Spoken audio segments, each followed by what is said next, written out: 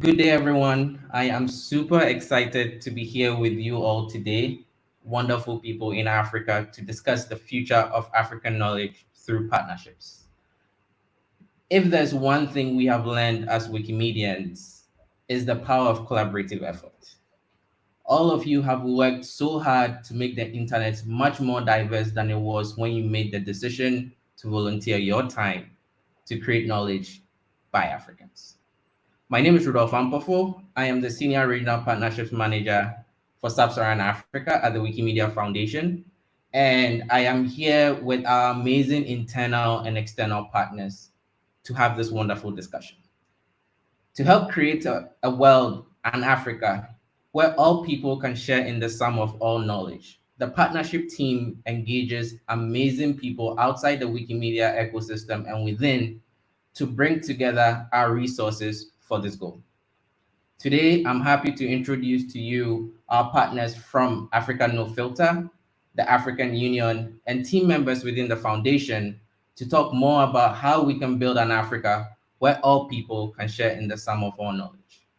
Allow me to introduce to you Penfo Shabufta from the Partnerships and Programs Associate at the Africa Union with the Africa Union Youth Division. Natasha Kimani, the Research and Programs Lead at Africa No Filter. Veronica Tamaini, Senior Programs Officer, Community Resources at the Wikimedia Foundation. Felix Nate, Senior Programs Officer, Community Programs at the Wikimedia Foundation. And Kanye Impumwana, Creative Director, Communications at the Wikimedia Foundation.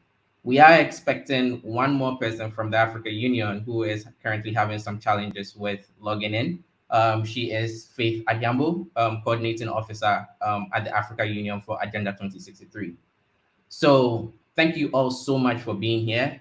And in 2 minutes, I would like to invite the panelists to kindly tell the audience or all of you a bit more about themselves and speak a little more about the kind of Africa they want to see in the next 20 years.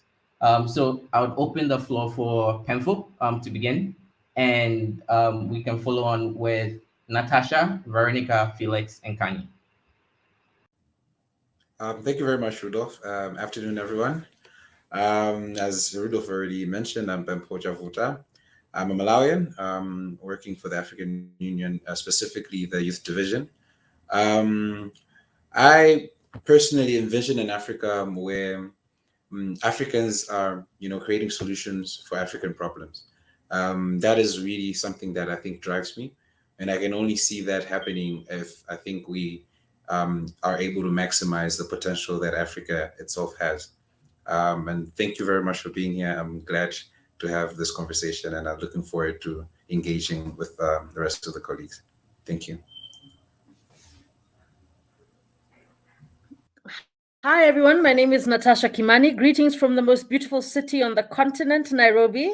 I am a recovering lawyer by profession, passionate about shifting harmful and stereotypical narratives within and about the continent. I hope that in 20 years, we will have seen a shift from tragedy, just gloom and doom in African stories to stories that are more nuanced, that reflect the dynamic and diverse continent that we live in. So it is my hope that the stories that will be told will be more reflective and more responsive of our everyday lived experiences as young Africans. Thank you, Rudolph. Hi, everyone. Great to be here. My name is Veronica Thamaini, as Rudolph shared. Um, I care about education, gender equality, and climate justice and the intersection of the three. When I think about the kind of Africa I want to see in 20 years, is an Africa where especially young people have access to what they need to be who they want to be, regardless of the challenges the history holds, but more towards the opportunity we all have. So when I think about what kind of Africa do I want is when a young person wakes up and knows I want to be this, they feel, they know they have what it takes to be that. Thank you. Well, I am Felix Nati, as Rudolph rightly shared. I am an open activist and also a knowledge advocate. And so for me, I want to envisage an Africa in 20 years that has an equitable representation of information, just like any part of the world, on the internet, and also an Africa that aspires to tell its stories, its rich stories, and about its culture and people, and share all those lovely and amazing things that we do here on the continent. Thank you.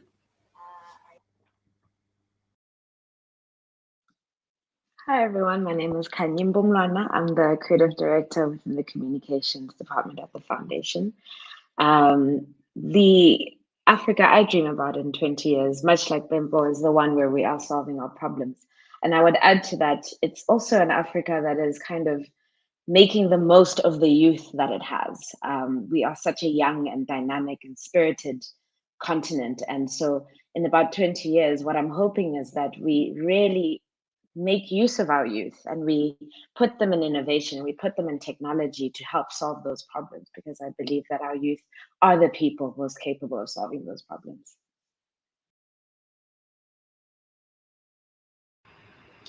Wonderful, wonderful. Really excited to be with all of you to talk about how we are working collaboratively to advance knowledge in Africa. And so maybe why don't we just jump in to really talk about who is telling our stories? One thing I've heard is that knowledge or information about Africa is not predominantly written by Africans or through the right lens, as an African would, represent that knowledge. And this is something I've come across a number of times throughout my work. And one of the things I want to find out is your thoughts about this. Maybe Kanye, if you could start, and others could jump in to speak to some of this question as well. Thank you, Rudolph. I think that in some ways, yes, it is true that Africans are not participating in the knowledge creation about Africa. But in other ways, I would like to challenge it in that I think that we kind of are. When you look at social media and you look at, the other avenues, not necessarily Wiki, where Africans are having conversations, we are interested in sharing our knowledge. People are using TikTok and Twitter in very interesting ways to kind of share knowledge and share what they know so that other people can know other things. I think maybe the avenue of Wiki, specifically of our Wiki project, becomes a challenge in terms of knowledge sharing by Africans. But I think if you're listening on the ground, if you listen to any radio station, or if you look at a social media conversation, you can tell that people are really interested in creating knowledge and sharing in it. Wonderful. Natasha, do you want to speak to this as well?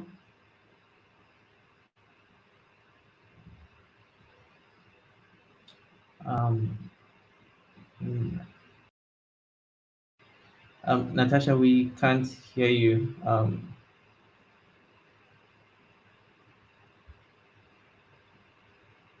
No,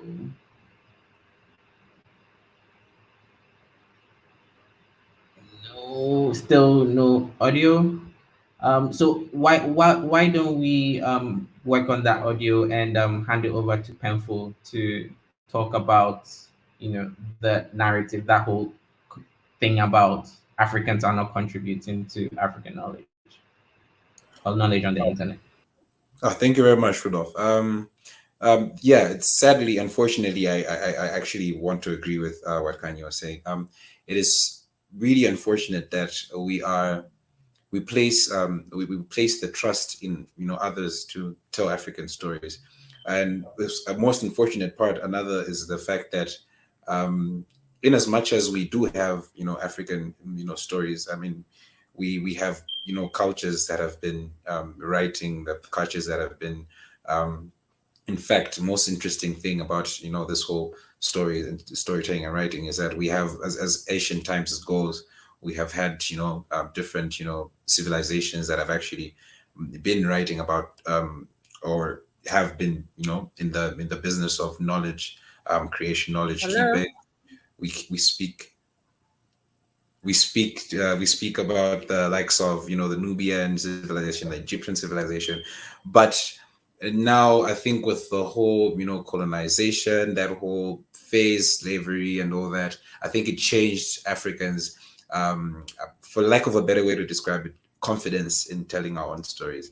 And I think one of the ways to actually change that is actually investing in, you know, the youth that are now practically the ones that are in control of, you know, Africa's destiny in terms of knowledge and knowledge creation and the like. So if we deliberately, I think, uh, uh, uh, invest in this sort of avenue where we are having more, you know, more Wikipedias as we do, I think the organization does, that are actually, you know, speaking about Africans and are talking about Africans, and like, you know, having Americans, you know, write about African stories. So that's my thoughts on the issue. Thank you very much, Rolf. Yeah, thank you so much for that, Penful. And Veronica, one of the things I'd wanted to find out is who should be telling our stories. It seems that across the panel, or based on the feedback that we've gotten, we feel that there is a gap when it comes to African knowledge. So, really, who should be telling our stories as you sit within your team at the foundation? I think we start with, I'll start with a reflection on why stories, why we tell stories, why are they important, for who, for what. And when you reflect on that, then to whom the story belongs, to to whom the story is important, it lives beyond them, number one, but it needs to be told in its true sense, in its true version. And sometimes that's the challenge, listening to Kanye and Penfo, that the essence, the truth of that story sometimes lacks because the one who's telling the story is not part of the storytelling. And the purpose of storytelling, which we all, listening and I'm jumping a little bit, but beyond the youth, there's a need for the intergenerational transfer and engagement of storytelling, because a lot has been lost that we still need for us to be able to know first why we tell stories, why was that important, how do we continue to tell these stories, and what is needed to tell those stories better. So when I look at where I am sitting, uh, and recognizing the past and where we want to go, a lot has been taken away. The fiber of who we were, of what made us who we are as Africans, was taken away. And we have to recognize that, even as we look at rebuilding or building afresh sometimes. And so when we think about resources, how are resources enabling this rebuilding of or putting together the fibers? When we think about youth, are we enabling young people in accessing spaces that have become very, what's the word, elitist, untouchable, far removed, too hard to access? Are we enabling that process? And that goes beyond, what people would term resources as mainly financial resources. So the enabling that, and that part of the enabling is, having intergenerational conversations, creating pathways of that transfer. And that's one thing, looking at where I am sitting, I am looking to moments and projects and ideas that enable for these stories to be told. And especially by those who can tell the stories while recognizing where we have come from and the purpose of the stories. And I guess we need to still create room for others to join us, but aware that they're joining us. They are not the holders of the stories. And sometimes that boundary can be a little bit too great for some people. I don't know if I answered your question or I moved too much to Yes, I think folks from the panel, were applauding as you were speaking, and using that as a segue, Natasha, you have been, working at the African No Filter for quite some time, doing amazing work in changing narratives, and so I guess it will be interesting to for the people here today to hear more about what you are doing at the African No Filter to ensure that African knowledge is being represented in the right way or in the appropriate way, let's so to speak. Absolutely. Thanks, Felix. Can you, Rudolph, can you hear me? Just Yes. checking. Yes. Great. So before I answer that, I just want to give some facts about what media we consume and the information we consume. Based on a few studies we've carried out, is that 1/3 of all African stories in news outlets on the continent are sourced from foreign news services. This means even the news you consume in your own country about another African country most likely has come from a foreign organization. And media is important in defining narratives and informing what the world believes about Africa and what Africans believe about themselves. So we find a dilemma here where a majority of the information consumed about us is not from us. And then it distorts our reality and distorts what we believe about ourselves, our perceptions and attitudes. And what we are trying to do at Africa No Filter is change that. And first, what do we want to do? Is to shift existing narratives about and within Africa towards prevailing narratives that reflect a more diverse, dynamic, and evolving continent.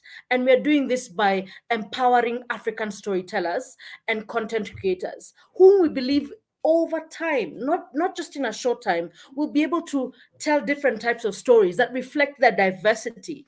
And we want to do this by investing our time, our money, and our voices. We are specifically targeting engaging young Africans under the age of 25, because this is a very young continent. And most of these young Africans and storytellers don't get opportunities to work and create. There's no money, there's no resource, there are no resources, there's no knowledge of how they can get their work out there. So a majority of the stories that are told about young Africans don't reflect their everyday experiences and lived lives. So what we are trying to do is, one, ensure that we are amplifying the right voices, putting at the center stage of conversations about content creators and African storytellers the voices that matter. And those are the voices of young Africans. Not just any young Africans who we often consider invisible, irrelevant, who don't matter. We're ensuring that their stories are told in different and colorful ways. So at Africa No Filter, we are very intentional, not just about funding, but giving capacity, technical knowledge, expertise, amplifying what you do through our community of storytellers.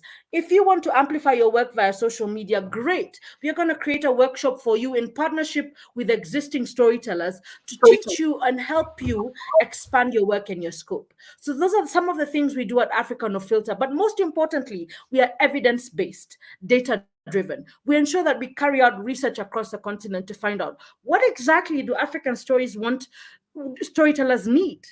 What are the gaps that need to be filled? But most importantly, how are they ignored? How are they made invisible or irrelevant? You often find, as funders and donors, we assume we know what is best for African storytellers. So when we are funding them, you have to either give them money for poverty, corruption, underdevelopment.